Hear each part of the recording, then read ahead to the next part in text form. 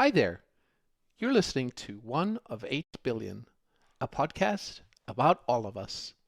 I'm your host, Ivan Stegic. This podcast is supported by 107, a technology studio whose mission is to make things that matter, online at 107.com.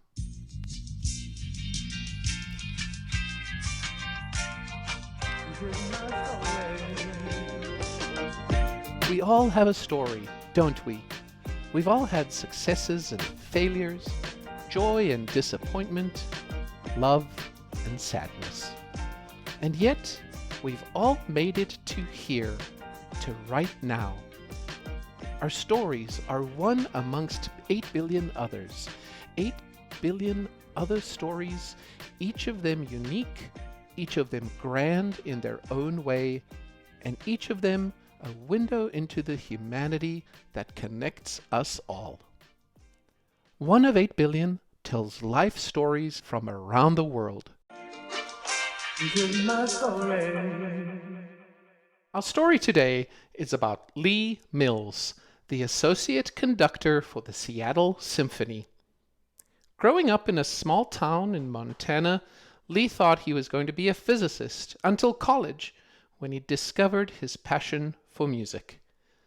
Now, whether he's bringing new life to great compositions, or he's helping an audience connect with the music in a meaningful way, Lee finds joy in creating moments of beauty.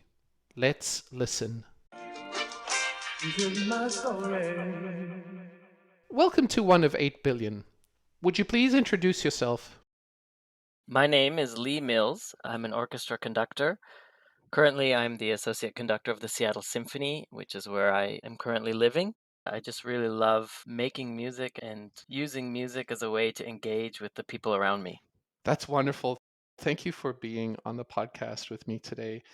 I am just so enamored with the style of conducting that you have and that you exhibited when I was at the Minnesota Orchestra watching you perform. What was amazing to me was that you were actually filling in for the resident conductor, and it must hmm have been very short notice. How do you prepare for something like that? This is an orchestra. It's not a four-person band. This is a large, complex thing that you have to conduct. What does that feel like? How did you prepare for that? Fortunately, in this case, I got a very teeny tiny heads up earlier in the week. The orchestra had contacted me because the conductor, Sarah Hicks, who was scheduled to conduct, had an idea that she may not be able to go that weekend. So they already had started putting out feelers. So I had a sense. I received those kinds of emails quite frequently because people like to cover their bases. So when they feel Mm. they might need somebody to replace, they send out a bunch of emails to a bunch of people and they say, "Hey, are you available for this weekend? This is what we're doing." And I respond and say yes. And then a lot of times you don't hear back. So I thought maybe I wouldn't need to go there. And I had actually planned a vacation to San Francisco with my husband. So we still went ahead with that plan, but I just made sure I had this music, the scores that I needed for the concert and my suit and everything packed in the car with me. And we were driving down to San Francisco. And during the drive, I got a call from them and they said, "Oh, yeah, we're definitely going to need you this weekend. So can you come out here?" I finished the drive to San Francisco. We were going to visit friends. I left my husband with our friends in San Francisco and immediately went to the airport and flew to Minneapolis to do the concert. After which I flew back to San Francisco and we drove back to Seattle. It was the longest commute to the airport I think I've ever done. I couldn't tell that you had flown in, done the performance, and then flown back. Like that was not evident at all. Did you have a chance to practice before the actual performance? This actual program, the second half of the program, which is the part where Rick Steves takes us on a tour of Europe with his videos and the music from various countries, that half of the program I had actually done before with Rick Steves here in Seattle, which I think is Oh, possibly how they came up asking me if I was available to do it. So since I had already done that half of the program, that part was already in my head. The first half of the program, however, we did a different program in Seattle. Every orchestra that does this sort of project with Rick Steves, they do this tour of the Americas before we go to Europe, and each orchestra chooses its own sort of first half of North and South American music to feature on the program. So that I did have to learn very fast, a lot of cramming on the plane and overnight in my hotel room. wow. That's just amazing. I love hearing about your now. Thank you for talking about that. But I want to go back and try to understand. how you came to be. So, where were you born? Where did you grow up? Who was around you at that time? Yeah, I was born in 1987 in a very small town called Belgrade, but not in Europe. It was here in the United States in Montana. Very small, sort of farm community railroad town of about 10,000 people. So I grew up around outside and riding bikes and jumping off cliffs on my skis and doing all of that stuff Oh, that you do when you grow up in the wilderness. And I started playing music when I was 4 years old. My dad's a mechanic. They just actually just retired.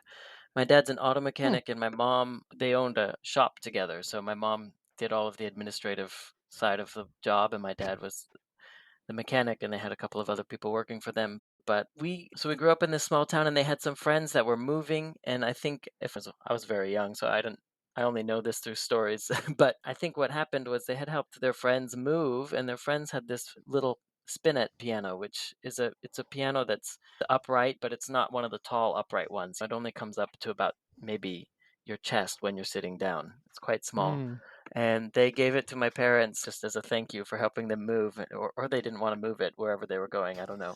But it ended up in our living room, and that was when I was 3, and I started, plunking away at it and exploring it and doing things on the piano. But I started asking my parents to give me piano lessons, and after about a year, they gave in. So when I was 4 years old, I started taking piano lessons, and that's where it all started. I grew up playing piano. When I got into in grade school in band, I started playing the trumpet and I sang in the choirs, and I was just always really drawn to music and being involved in music. It's just been something that makes me tick this whole time. But I never thought it was something that I would do as a job, because you don't have a lot of examples of that when you don't grow up in a city. There's not a lot of reference points for somebody who wants to be a musician professionally. So I think maybe it just didn't occur to me that it was even really possible until I went to college. I was very involved in all of the music through high school. And when I went to college, that's when I thought I would be a physics major, but I actually went on a scholarship as a music major. So I was doing the music major, but only just to get the money, I see. planning on doing a physics double major alongside it, because at the time, that was like when I was in high school, that was about the time that this computer game called Roller Coaster Tycoon came out. And I played that so much. And I don't know how many kids thought this, but I decided I was going to be a roller coaster designer as an adult. Oh, That was like wow, cool. what I was going to do. So I was taking physics and music classes, and I went to Whitman College, which is a very small liberal arts college in Walla, Washington. And you have to take a lot of courses in a lot of different areas. And I was really drawn also to history. And what happened was my second year, I had a very difficult physics class that I actually got a D plus in. So that was like Oh. the end of that trajectory for me. I was not going to continue in that major, so I decided to focus on music. And I also had, at that point, had a little bit more inspiration around being a professional musician. My academic guide was Robert Bodie. He definitely was my mentor, but at the time, early in college, he was just my academic guide to help you pick your courses. Oh, an advisor. Yes, he was my advisor. And he conducted the choirs, and he also taught the conducting course that all music majors have to take. So if you're a music major, one of the required courses that you have to take is 1 semester of conducting, because you never know when you're going to have to conduct a group, or if you're whatever situation you're in as a music major, eventually you might have to do some basic conducting. So we were required to take a conducting course, and all of the sudden started clicking. I had played trumpet and piano and voice, and I was trying to decide which of these I was going to major in, because there's not enough time to major in all 3 of those plus physics. I loved making music, but the act of practicing, I didn't really like being alone just for hours on end working on minute details, technique, which it's something that every musician has to do. And I can handle 2 or 3 hours of it. But when you're talking about trying to be a professional musician during your university years, the expectation is much higher. It should be like 5, 6, 7 hours of practice every day. I loved it, but I didn't love it that much to sit trying to figure out exactly how to get that A perfectly in tune on the trumpet for Mhm. hours.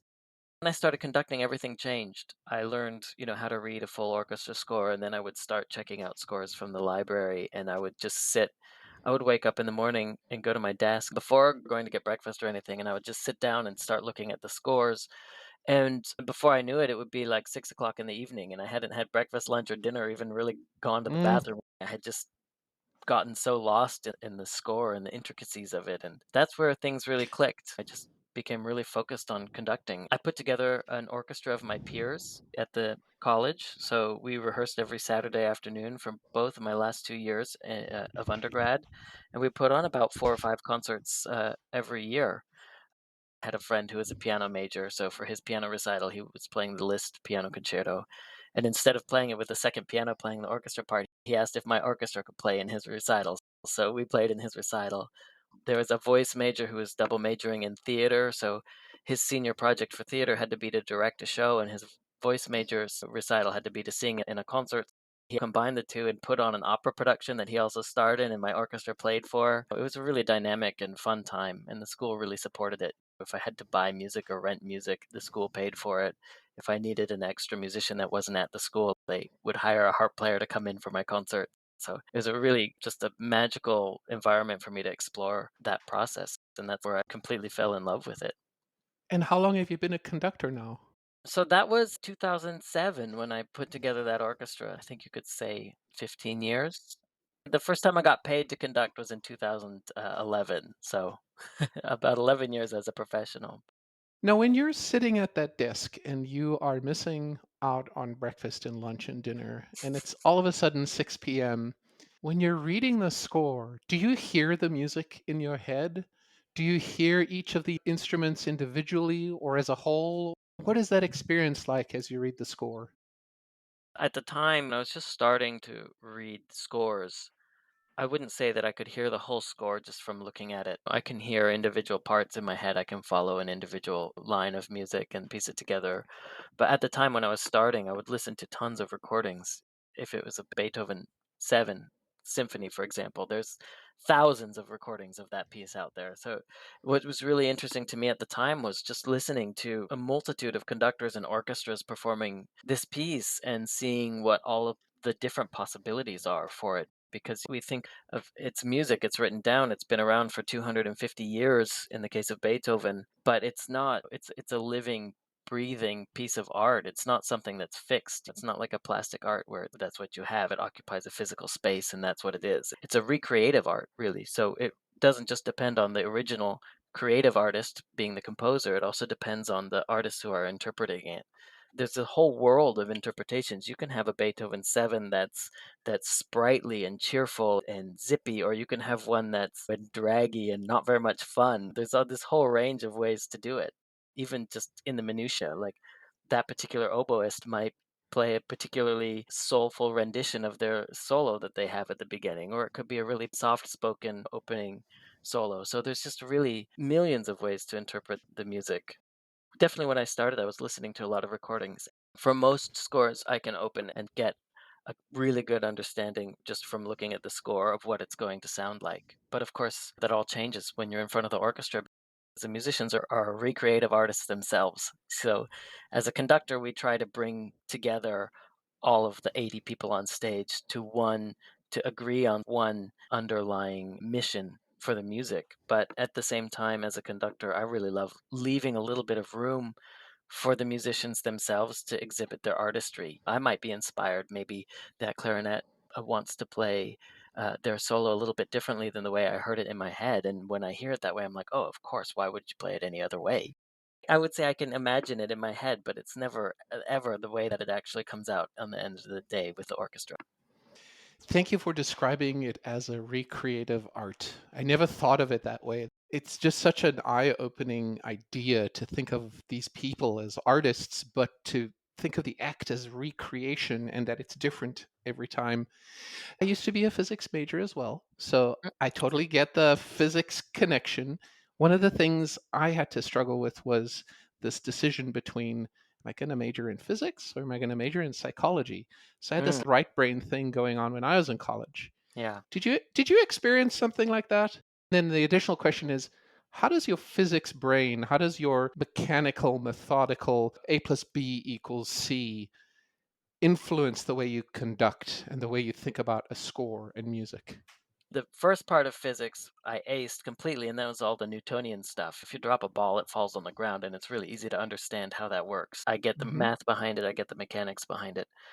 And I was actually having a conversation with somebody about this the other day. As a conductor, as any musician at all, when you're talking about music, does follow the laws of physics. It's written by humans who are here on this earth experiencing physics, not necessarily in a mathematical way, but in the intuitive way that we experience it every day. If you throw a ball, not even just humans, if you throw a ball, a dog knows, where to put its mouth so it can catch the ball when it comes down. Hmm. There's an intuitive nature to physics, and I think that carries across into music a lot of times.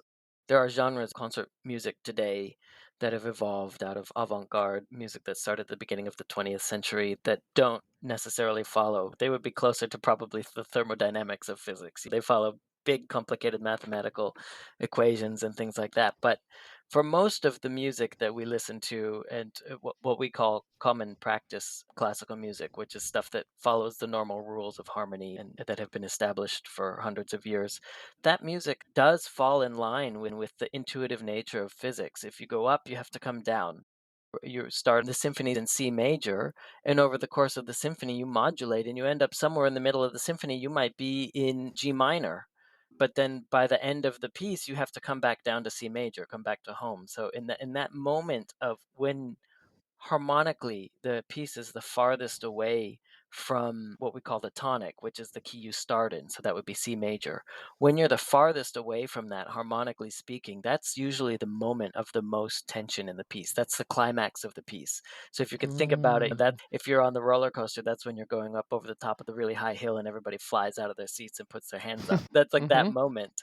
And then you have to bring it all back home. So music really does follow these same principles. Speaking about the art form of music, but when I'm talking about physically as a conductor, think about these things all the time, because when I give a beat to the orchestra, I have to think about how my hand is coming down out of the air in such a way that the musicians can predict where the moment of impact of the beat is going to fall.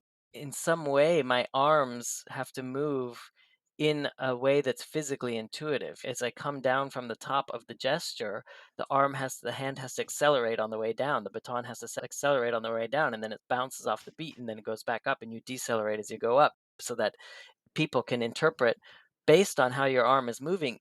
They're not looking, the musicians aren't looking at me all the time. They'll glance up for an instant. And if they catch my hand three-quarters of the way up, they need to be able to see from that motion where it's going to end up after it goes up and comes back down to where that next beat is. So it all has to follow sort of the laws of physics in that way.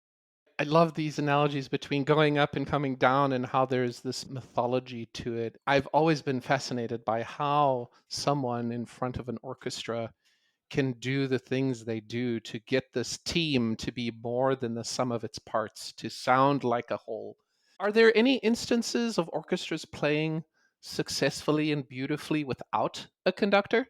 Oh, yes, there are many. A lot of chamber orchestras play without a conductor. Probably the most famous one that you are close to is the St. Paul Chamber Orchestra. Of course, they play very frequently without a conductor, and musicians can play. Occasionally, I give a keynote thing for business people where they ask me to talk about the role of the conductor to the orchestra and relate it to the role of an executive to their team that they're managing. I do it with an orchestra, and I always start off and I say, okay, I'm going to show you how important my job is. I'm going to show you what it is the conductor does that is so crucial that it's really important. And I walk off to the side of the stage.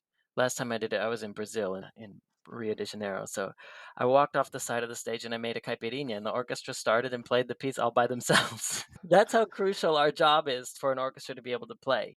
So that kind of starts you off from a point of humility, and also just an understanding that if you're going to be in front of the orchestra, the number one thing you have to do is not get in the way of the musicians making beautiful music. I think a lot of people Mm. think of the conductors up there making everything happen, but we're not. The musicians are making everything happen. Why are we there? Why are we in front of the musicians?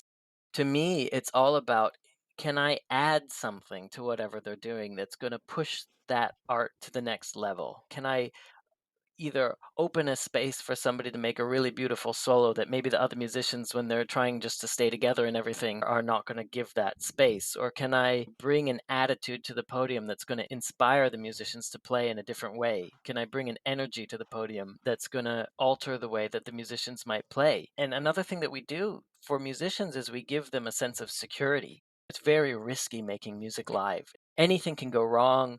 Your instrument could squeak, or maybe it doesn't sound, or maybe you play the wrong note, or maybe you got lost in the rhythm somewhere and you don't know where you are. A whole lot of things can go wrong, and then you are in front of thousands of people messing up. We give the musicians a sense of security so that they know no matter what happens, I'm right there with them and I can show them where their next entrance is, or I can help them, I can give them the encouragement they need to take that risk, that solo. One of the things I love is when an orchestra plays really pianissimo, which is very quiet. There's something magical about having 45 string players play whisper quietly together. But it's risky. When you approach those extremes of dynamics, the way that the instrument physically responds is less controllable. In the middle is where it's very controllable. We can control the sound, the tone, all of that.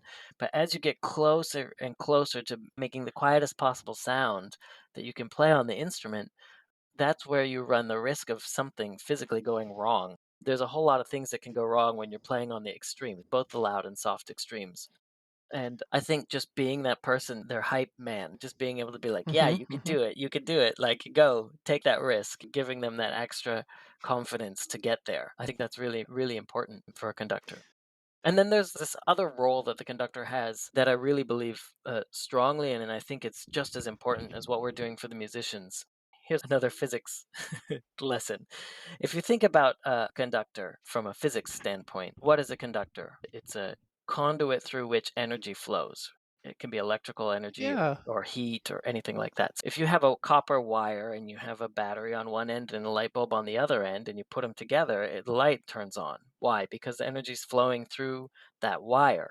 So if you think Hmm. about the conductor in the concert setting, I'm standing right in the middle at the front of the stage, and I'm a point of reference for everybody in the audience to connect Hmm. through to the orchestra and vice versa, right? The orchestra is all connected to me, and that energy goes out into the audience, and the audience can look at me to connect to the orchestra. So I'm a lot of times managing the audience. Sometimes I'll look at the bassoon player while he's playing a part that I think is really interesting, and I'm not looking and conducting the bassoonist because he's off or he needs my attention or something. I'm focused there because I want the audience to focus, listen to what this bassoon player is playing. I know the strings are doing Mm. something wild, but there's this really magical line coming up through the middle of it in the bassoons. So if I give my attention to the bassoonist, the audience will also go there as well. That's wonderful. Yeah, it's a really interesting part of what we do. Just to take that analogy a little further, in that circuit with the battery and the light bulb, it goes from the battery to the light bulb, and that's the music going from the orchestra through you to the audience. But there's also the return of the current from the light bulb back to the battery, and that's your interpretation of how the audience is responding to the music and you feeding that back into the orchestra. Yeah, exactly. I love that. One of the favorite things to hear from an orchestra, from my perspective, is when instruments aren't used the way that they were potentially designed. Strings and they're plucking, or something like that's the thing that comes to mind now. Yeah. Those are magical. Those are incredible to hear. Do you have a favorite sound from the orchestra? Is there something particular that you enjoy hearing more than others? I was a trumpet player, and when I played a lot, like in my university days, I was mostly playing big band lead trumpet, so really loud and high. A lot of people would call it obnoxious. I love the sound of brass section just playing Mm. full steam. But there's a really haunting sound that I find quite captivating that appears every now and then. I think Prokofiev uses a lot of the Russian composers use it. Some the 20th century composers use it, which is when you have a very high instrument paired with a very low instrument playing an octave. So they're playing the note, but octaves apart from each other, like a piccolo and a contrabassoon, playing Mm. something in parallel. And it's just got so much open space in between it. And they're so difficult to identify. When you get to really high pitch registers and low pitch registers to the human ear, it becomes harder and harder to decipher the pitch, which is why everybody thinks when the bass player in a jazz combo has a solo, it just sounds like a bunch of noise, right? Because he's playing the notes, but when it's so low, our ears have a harder time discerning the individual pitches that are in there. And I think that Mm. just spreading that out and having the between the high and the low, you can hear what's going on, but it just creates this really haunting, unsettling effect. I love that sound. Whenever music takes us out of our comfort zone, that to me, that's really magical. The podcast is called One of 8 Billion. There's so many different people with so many different talents and things to share on the planet. And when I think of being one of 8 billion, I personally sometimes feel very small and insignificant, but sometimes I feel like I'm pretty large. Like I can have an effect on the local community that I'm in. When you think of yourself as one of 8 billion, of one of this multitude of people on the planet, how does that make you feel? What thoughts come to mind? Sometimes it makes me feel okay. I think about that a lot when things aren't necessarily going the way that I want them to go in my life at Mm. that moment. And I think it's okay. There's 8 billion people on Earth, so it's not really that important that my life's not going exactly right now. There's so many other Mm. things that are more important than me going on that it makes it easier to not fret the small stuff, even some of the bigger stuff. And it's interesting because as a musician, we're constantly, especially as a classical musician, we're constantly reproducing work that was created by artists 300 years ago, 200 years ago. When you say there's 1 in 8 billion, but there's also like how many billions of people have been on this earth over all of time? You know, what, what What does that number look that like? maybe I just want to crawl into a little hole and be insignificant. But it's interesting because if you think about it, talk about 1 of 8 billion, like the music of Bach, how many people from right now are doing something that somebody 300 years from now is going to be connecting with in a meaningful way? Yeah, that is really interesting. I was just struck by the fact that we're one of 8 billion right now. And you brought up the fact that there have been billions before us as well, and how we can look backwards and see what someone 250 years ago wrote and how it's influencing us now. And what did they think would happen in 200 years or in 250 years? It's astonishing to think what 250 years from now people will be doing and how they will be connecting with the music that we have now, and also what other new music will be written and new Yeah. things will come up. Exactly. I really find that interesting to think about the composers of today. Bach's music wasn't popular when he died. After he died, it was forgotten. And it wasn't until Mendelssohn really made a big effort to resurface it that it started becoming popular again. But that was 100 years later almost. So it's really interesting to think who are the composers from today that's going to be on everybody's, I don't know, cell phones are going to be long gone by then, but whatever it is, ringtone is going to be a melody from their composition. I don't know. Yeah, that's crazy. Yeah, what brain implant is going to be in existence that'll have the symphony from the latest? Yeah, it's insane to think about. What is your ringtone since you brought it up? I don't know, whatever the default I never hear it. My phone's always on vibrate because I'm terrified of Oh, being in a concert and having my ringer go off. I think of course. it's the standard iPhone one. I think it's the one that goes dun dun dun dun dun dun dun dun dun with all of the reverb and everything going crazy on it. Yeah, that's great. Do you remember a memorable boss or leader or mentor or someone you looked up to, and what kind of an effect did they have on you? And when did you talk to them last? Definitely, the biggest mentor that I have would be my faculty advisor, Robert Bodie. He just loved music more than anybody I think I've ever met in my life. He was Yeah. our choral director, and I sang in all of his choirs, but he was also the conducting teacher that I had, and he was my faculty advisor, and he really saw my passion, knew what was inside, just waiting to come out, and I imagine he did this with he's had many other students after me and had many students before me, and I imagine he does this with everybody that he sees that has that sort of fire in them. But he really encouraged me to pursue conducting, even though there wasn't a conducting major at the school I was at, and I had to put together my own orchestra to conduct. But it was him that facilitated. I mentioned that the school always paid for if I needed a guest artist or renting music or any of the expenses I needed to run my orchestra, the school paid for it. I'm pretty sure that he had an endowed chair, an expense budget that goes with that. I'm pretty sure that's where that money came from. At one point, he even got the school to pay for me to do a conducting workshop. Actually, that happened twice during the summers. Oh, School actually at that point. There's a lot of orchestras in Eastern Europe that have these programs for younger conductors where you can basically rent the orchestra for a week and it's not that expensive. And so one summer he actually sent me to Romania to conduct this orchestra just to get more wow. experience conducting orchestras. He brought me to Seattle to hear the Seattle Symphony where I am now, and which was the first all professional orchestra I'd ever heard in my life. So just really he fostered that love that he saw that I had for conducting and really made it possible. And without all of that support, I wouldn't have been able to get into Peabody, which is where I went to do my graduate degree in conducting, and the rest is history. But that all started just because when I expressed that desire to be a conductor, he embraced it and really nurtured that in me. And that's amazing. And the last time I saw him was a few months ago. He was here in December, I believe. He used to be the music director of Choral Arts Northwest, which is a choir here in Seattle, and his last concert was in December. We went out to dinner. It was very nice to see him.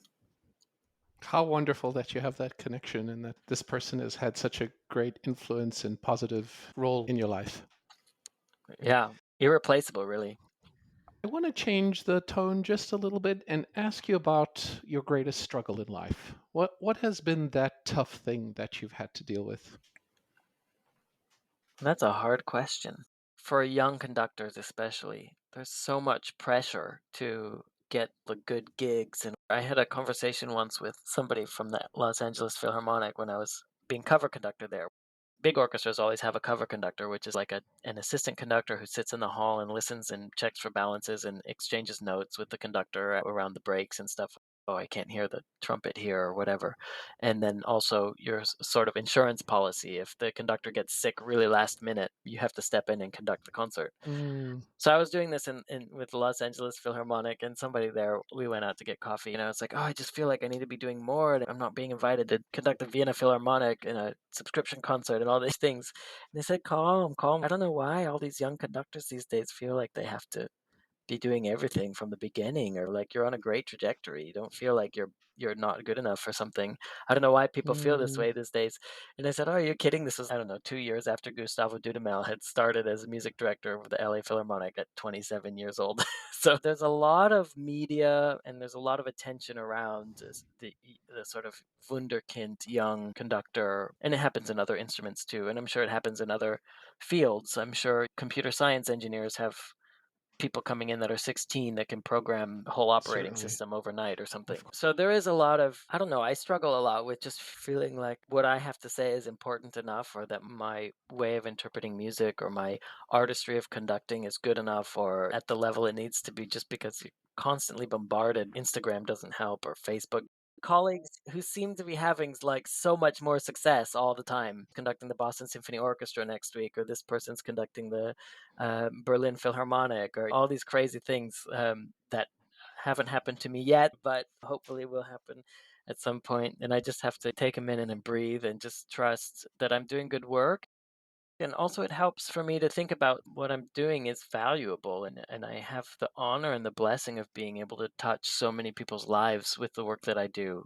One of the most incredible parts of my job is when I'm conducting something and I'm standing on that stage. But like I said, I love when the whole orchestra's playing very softly and you're just creating a mm, super tender moment in the music. And you have 2,400 people sitting in a building, and there's not a single sound from the audience, no coughs, no talking, no anything. How many times do 2,500 people sit in complete silence, just like 100% wired into something that's going on in front of them? It's pretty rare. And we bring people together in this shared emotional experience that everybody mm, experiences based on their own history and their own traumas and their own happiness and the things that have happened in their lives. Everybody brings that, and they individually have a separate experience because of that. But as a collective, we have a general emotional journey together that we're all on.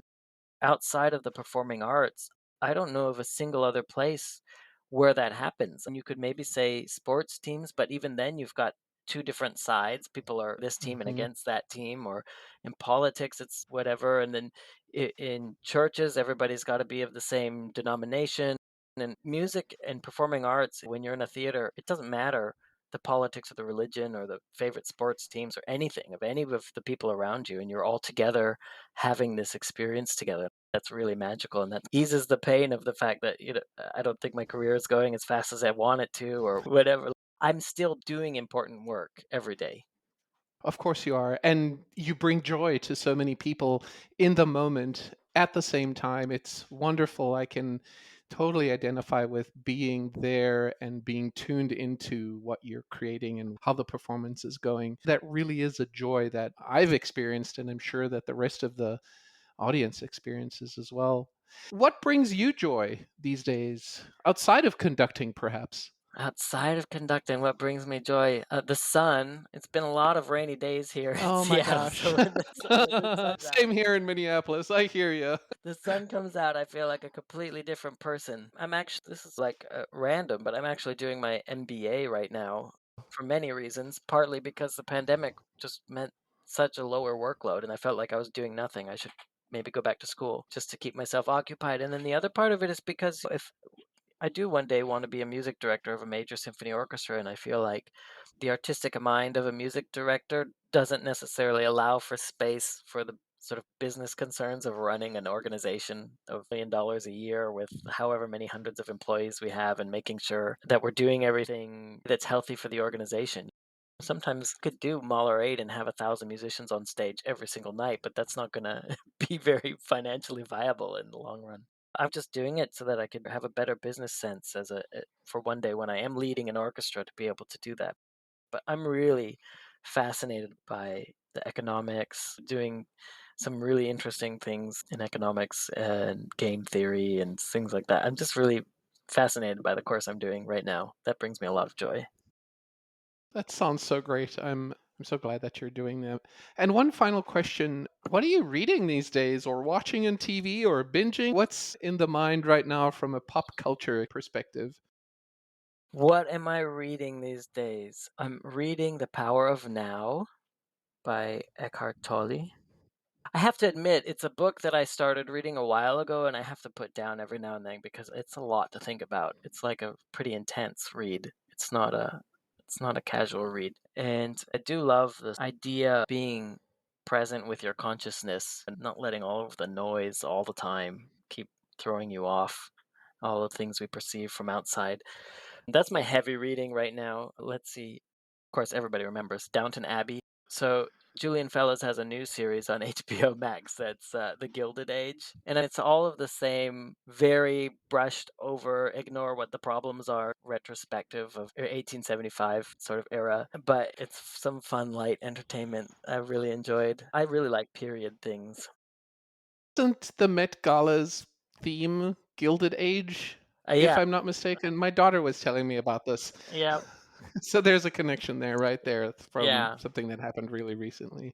I do really like that period of history. I was a huge nerd about trains, specifically steam engines and stuff. Diesel trains aren't as interesting to me, but the steam, that whole era of steam power, it's really just fascinating what we did with hot water, basically. It's pretty amazing. I totally agree. Something interesting to think about. So, Gilded Age is before the turn of the century, the 1900s. The oldest person on the planet right now was or is about 120 years old. So, that means that there isn't Wow. a single person on the planet right now that was alive in the Gilded Age. So, all of the billions of people that were on the planet back then, all of those 2 billion people, they're all gone. Yeah, it's really fascinating to think about. Also, sometimes it's a little bit worrying when you look at those charts and you're like, oh, wait, up until 1920, there were only ever 2 billion people on the planet, and now there's 8. And what is it going to be like in the next 80 years? That's just I one know. lifetime. It was like Right. forever, fewer than 2 billion people on the planet, and now it's just exploded. So far, it seems to be handling it like, okay, maybe if we can get our stuff together around the climate and our resources. But it is a little bit concerning about what's going to happen when there's 16 billion people. Yeah, it's concerning. I've really enjoyed talking with you. I'm so grateful for you to be on the show. Thank you for responding to my email. Thank you for agreeing to be on. It's been wonderful finding out more about you and about the music that you conduct. And I wish you the greatest of success in the future and good luck with the rest of your MBA. And I hope to watch you perform again soon. Thank you very much. Yeah, it's been a pleasure to be here. I'm very happy that you enjoyed the concert, of course. That's my mission in life. Music is art, but it's also entertainment. It's kind of a wonderful confluence of the two. So if I can make some people enjoy their afternoon or their evening, then my mission is accomplished. So thank you very much. Yes, thank you. This is my story. I hope you'll join us in the next episode of 1 of 8 billion when we hear from Amy Sperling, the co-founder and CEO of Compt, a company focused on helping businesses simplify inclusive employee perks and rewards. There's lots of things that are inspiring me. One thing that jumps to mind is the fact that I see so many non-birthing parents. So not the partner carrying a child, but the other parent, but demanding their seat at the table and demanding their parental leave. I love that. I think that is phenomenal. It changes so many dynamics in our world to have both parents when you have two parents. Not every situation has two parents, but when you do have two parents, having both of them be active participants in a child's life is obviously great for the child, but it also means that that birth parent has the opportunity to continue their career because they've got an equal partner in having a child. I see a generation of parents that both are requiring that. And I love that. I think that's phenomenal. This has been 1 of 8 billion, a podcast about all of us, online at 1of8b.com. Join us again next time as we listen to 1 of 8 billion other stories.